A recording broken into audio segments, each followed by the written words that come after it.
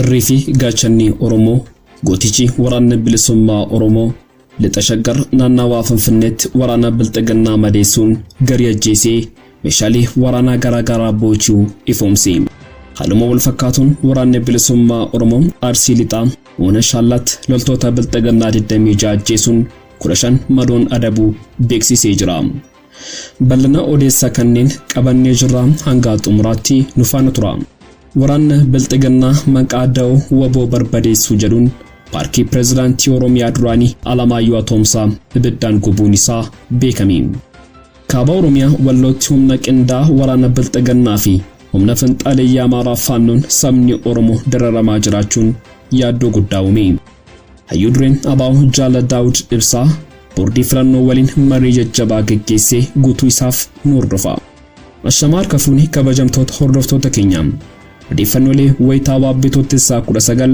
كمالا مابدي دمي لما كنغو ياردا قبني ولت ديبيني جرام هنگات عمره ودي فنو كينيا تنوفانا تراجيچام كنين چانالا يوتيوبي كينيا فاراتاتن سبسكرايب gochuun maatii channel keenya taam odeeffannooleen wayitaawaa biyya keenya saffisaan akka isin qaqqabuuf qophii keenya like gochuun akkasumas share gochuun hiriyoota keessaniif qooduun nu faana tura qophii keenya irratti yaada qabdan ammoo koomentii keessatti barreessuun nuuf qooda odeeffannoo keenya guyyaa har'aa waliin turtii gaarii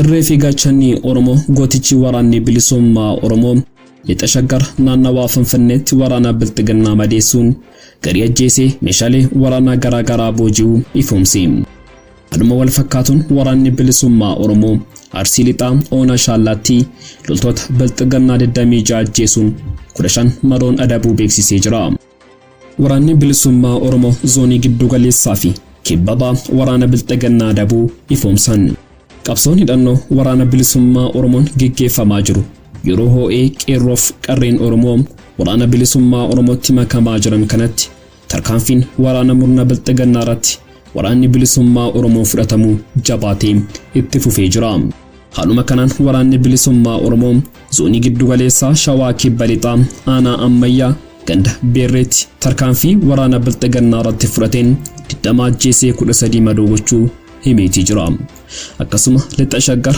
naannoo magaalaa Finfinneetti waraanni bilisummaa Oromoo tarkaanfii fudhateen waraana bilxiginnaa garii ajjeesuun garii madeessee meeshaa waraanaa hedduu booji'uu ifoomsee jira. Oduma wal fakkaatuun waraanni bilisummaa Oromoo kibbabaa Arsii Lixaa Oona Shaallaa iddoo addaa gaara urjii jedhamutti loltoota bilxiginnaa 26 ajjeesee 15 madoon adabuu beeksisee jira. Akkasuma Oona Heeban Arsii magaalaa Gooljotaatti kaampii humna addaa Oromiyaa guutummaan guutuutti barbadeessuu ifoomsee jira. Waraanni bilxiginnaa maqaa waboo barbadeessuu jedhuun paarkii pirezidaantii Oromiyaa duraanii Alamaayyo Tomsaa ibiddaan gubuun beekame. Godina Wallaggaa aanaa Boonayyaa Booshee ganda Jaawis keessatti kan argamu paarkiin maqaa pirezidaantii mootummaa naannoo Oromiyaa duraanii obbo Alamaayyo Tomsaan moggaafame ibiddaan barbadaa'uun himame.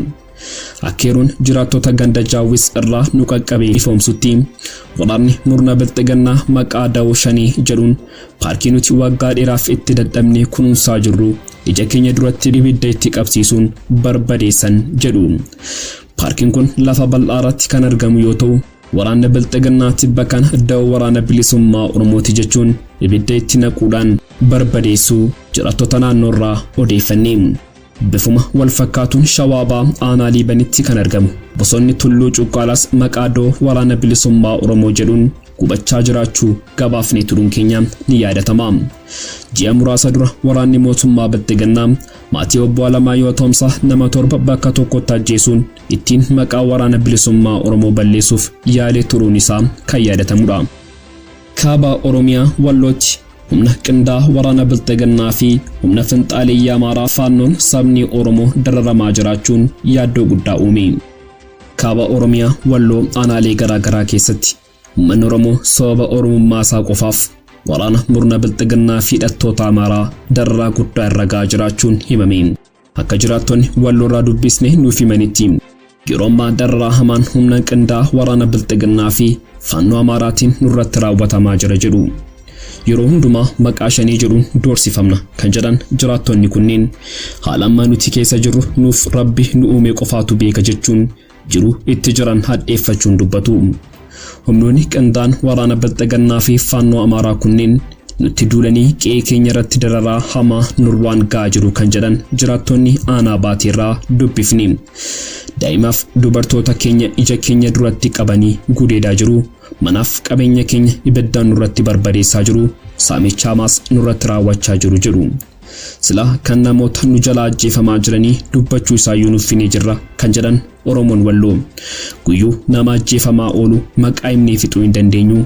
Reeffa isaanillee kaafnee awwaallachuuf ni doorsifamna. Bineensatu bakkeetti nyaachaa jira jedhu. Namni Muhammad Abduu jedhamu maqaa Oromoo daldalaa siyaasaa hamaa nurratti raawwachaa jira kan jedhan jiraattonni. Qabeenya keenya saamsisaaf kan nu ajjeesaa jiru isa mataa isaati jedhu.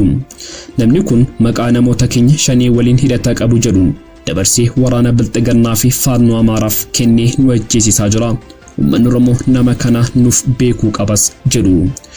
Yeroo ammaa Oromiyaa bakkoota garaagaraatti darraan ilmaan Oromoo irratti raawwatamaa jiru akkaan yaaddessaa fi yakka gogaa dhala namaa irratti hin raawwatamne ta'uun isaa beekamaadha. Hayyuu dureen ABO Jaal Daawud Ibsaa boordii filannoo waliin marii jajjabaa geggeessuu beekame. Adda Bilisummaa Oromoo Hayyuu dureen Daawud Ibsaa boordii filannoo wajjin mari'achuu ibsa bitootessaa 18 baaseen beeksise. Haaluma gaafa guyyaa bitootessaa 10 2022 hayyuu dureen ABO Jaal Daawud boordii filannoo deemuun walabaa ta'anii akka socho'aniif dirqama akka hayyuu duree paartii siyaasaa tokkotti qaban sirnaan akka ba'aniif haala mijeessuun barbaachisaa ta'uu dhaamanii jiru.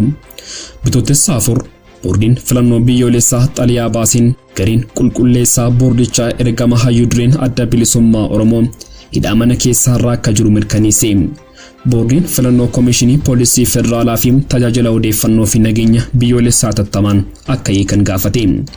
Daawwannaa booda boordiin filannoo xaliyaa barreessuu kan yaadachiise ibsi ABO boordiin filannoo waa'ee dhimmichaa sirriitti quba qaba. Kanumaan boordichi dhimma kanarratti xiyyeeffannoodhaaf akka hojjetu waadaa galee jira.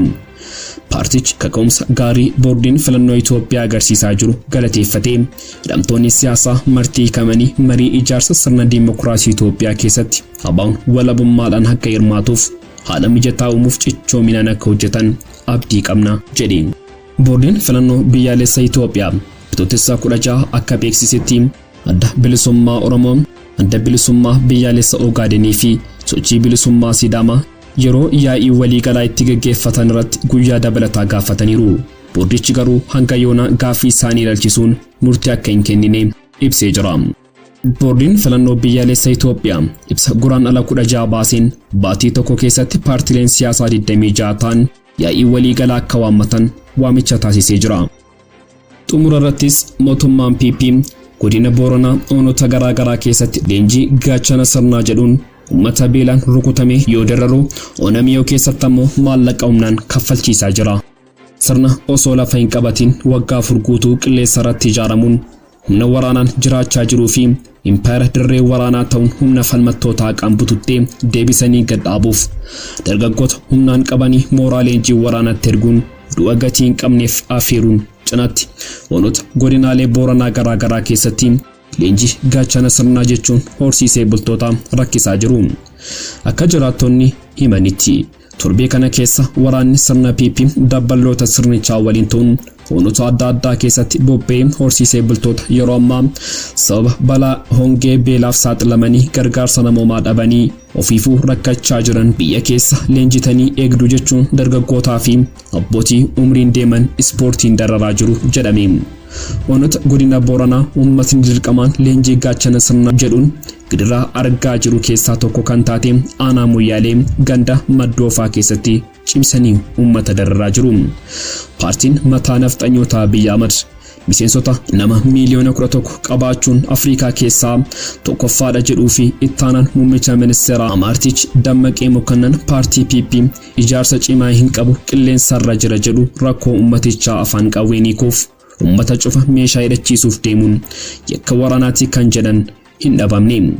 Oduu biraatiin ammoo godina Booranaa Oonamiyoo keessatti daba cubbuu fi saamichi tooftaa jijjiirratee bifaaraan Aanamiyootti jalqabee jiraachuu koreen qindeessituu Aanamiyoo kaabinoota gandaatti bobba'aniiti dirqama kennanii jiru. Dirqamni isaan kennan gandi cuftinuu bitootessa 19/2022 qarshii 1500 qabatee akka dhufu jedhanii kallattii kaanii jiru.